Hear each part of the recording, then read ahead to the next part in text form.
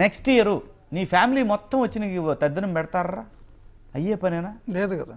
ఎందుకు రా దీనికి? ఎవడరా వస్తాడు నీకు?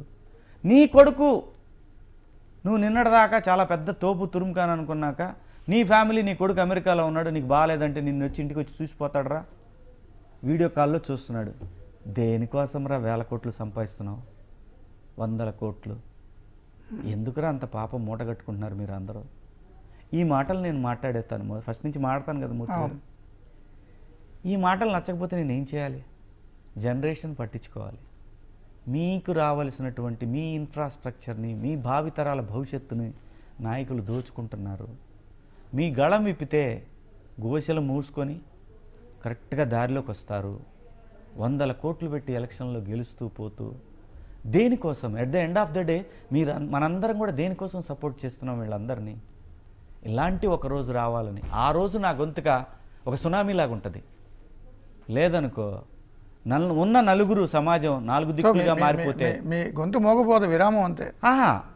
మీరు ఉన్న నలుగురు సమాజం 4 ముక్కలుగా విడిపోతే నేను ఒక మౌనమునిలాగా ఉంటానే తప్పితే నేను చేయగలిగింది ఏముంది? ఒక్కడిని మీ నలుగురే నన్ను తిడతారు. మళ్ళీ మీరే ఈ రాజకీయ పార్టీలు పంచం చేరి మీరే అక్కడ రూపాయికి 10 రూపాయలకి పనిచేస్తూ నా మీద కామెంట్లు పెడతారు, నా మీద పోస్టులు పెడతారు.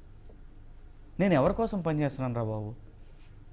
మీకోసం, మీ తరాల కోసం పనిచేస్తామని అప్పుడు అనుకున్నా, చేశా, ఇప్పుడు కూడా అనుకుంటున్నా. కానీ నాకు కావాల్సింది ఈసారి మీరు ముందుకొస్తే మీ వెనకాల నేను ఉంటా, సైన్యం మీ వెనకాల నేను ఒక సైన్యంలాగా ఉంటా. మీరు రారు. నాదంతా కూడా ఎడారిలో ఎండమావని ఎత్తుకున్నట్టే 10 సంవత్సరాలు నాకు అలాగే అయిపోయింది. మీకు ప్రత్యేక హోదా అని చెప్పారు, ఇవ్వలా. చెప్పినోడు ఇవ్వలా. లేదు వాడిని కొట్టి తెస్తానన్నాడు, తేలా.